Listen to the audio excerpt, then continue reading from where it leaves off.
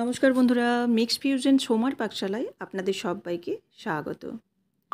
আজকে আমি আপনাদের সাথে একটি বিটের রেসিপি শেয়ার করব। বিট বাটা। এটি একটি ঠাকুরবাড়ির স্পেশাল রেসিপি, কিন্তু আমি আমার মতো করে বানিয়ে আপনাদের দেখাচ্ছি। তো দেখতে থাকুন কিভাবে আমি এই রেসিপিটি বানাচ্ছি। তো বিটটাকে আমি প্রথমে খোসা ছাড়িয়ে ধুয়ে নিয়েছিলাম, তারপর এরকম পাতলা করে কেটে নিয়েছি। এখানে পাতলা বা মোটা দুরকমভাবেই কাটা যাবে। মোটা করলে সেদ্ধ হওয়ার সময় একটু টাইম লেগে যায়, সেজন্য আমি একটু পাতলা করে কেটে নিয়েছি।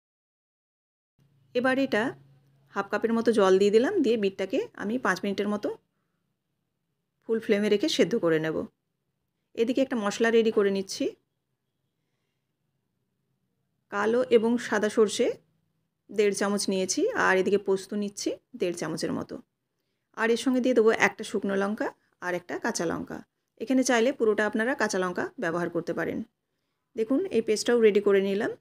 আর এদিকে বিটটা কিন্তু সেদ্ধ হয়ে গেছে এবং ঠান্ডাও কিন্তু করে নিয়েছি আমি। আর বিটটা কিন্তু এখানে খুব একটা সুসিদ্ধ করার প্রয়োজন নেই, মোটামুটি মিডিয়াম সেদ্ধ হলেই হবে। এবার এই বিটটাকেও আমি এই মিক্সির জারের মধ্যে দিয়ে বেটে নেব। আর বিটের যে জলটা বেড়েছে সেটা দিয়ে বিটটাকে বেটে নেব। বিটটা বেটে নিয়েছি। এবার এদিকে একটা ফ্রাইং প্যান বসিয়েছি, এর মধ্যে দিয়ে দিচ্ছি সর্ষের তেল। এই রান্নাটা চেষ্টা করবেন সর্ষের তেলে রান্না করার। এবার দিয়ে দিলাম 2টো শুকনো লঙ্কা ফোড়ন। এই পর্যায়ে একটা কথা বলে রাখি, এখানে চাইলে আপনারা কালো জিরে কিন্তু ফোড়নে দিয়ে দিতে পারেন। আমি কালো জিরেটা শেষে ব্যবহার করেছি। আপনারা চাইলে প্রথমেই কিন্তু এই তেলের সাথে ফোড়নে দিয়ে দিতে পারেন। এবার দেখুন বিট এবং সর্ষে বাটা পোস্ত বাটা সব একসঙ্গে দিয়ে দিলাম। দিয়ে দেওয়ার পর এবার নেড়ে চেড়ে কিন্তু এই জলটাকে শুকনো করতে হবে। বিটের গুণাগুণ সম্বন্ধে আমরা সবাই জানি, কিন্তু বিট আমরা সবাই খেতে চাই না। অনেকেই এমন আছেন যারা বিট একেবারেই পছন্দ করেন না, কিন্তু এই রেসিপিটি বানিয়ে দেখবেন গরম ভাতের সাথে কিন্তু অপূর্ব খেতে লাগে। তো এবার দিয়ে দিচ্ছি পরিমাণ মতো লবণ, আর দিয়ে দিচ্ছি চিনি। এই রেসিপিটা কিন্তু একটু মিষ্টি মিষ্টি হয়, তাই চিনিটা কিন্তু অবশ্যই ব্যবহার করবেন। এবার চিনিটা দেওয়ার পর একটু নাড়াচাড়া করে আরও ভালোভাবে জলটাকে শুকিয়ে নেব।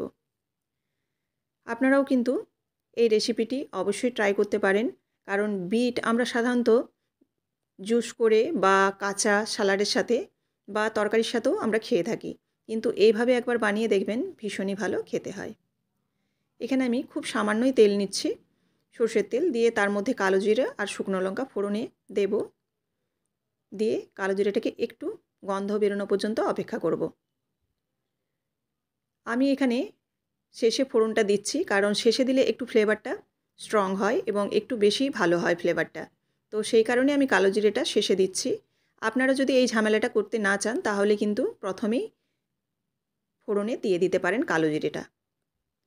এবার এটাকে নাড়াচাড়া করে মিশিয়ে নেব। এতে কালো জিরের গন্ধ এবং শুকনো লঙ্কার গন্ধটা কিন্তু খুব ভালো পাওয়া যায়। নেড়েচেড়ে এবার এটাকে মিশিয়ে নিলাম। এবার সার্ভিং একটা প্লেটের মধ্যে আমি সাজিয়ে আপনাদের দেখাচ্ছি। এই রেসিপিটি যদি আপনাদের ভালো লেগে থাকে অবশ্যই লাইক, কমেন্ট এবং শেয়ার করবেন। আর এরকমই বিভিন্ন ধরনের রেসিপি পাওয়ার জন্য অবশ্যই চ্যানেলটিকে সাবস্ক্রাইব করে বেল বাটনটি প্রেস করে দেবেন, যাতে সবার আগে নোটিফিকেশন আপনাদের কাছে পৌঁছে যায়।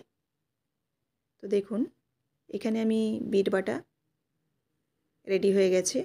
এটি ঠাকুরবাড়ির স্পেশাল একটি সম্পূর্ণ নিরামিষ রেসিপি এবং খেতে হয় কিন্তু অপূর্ব স্বাদের।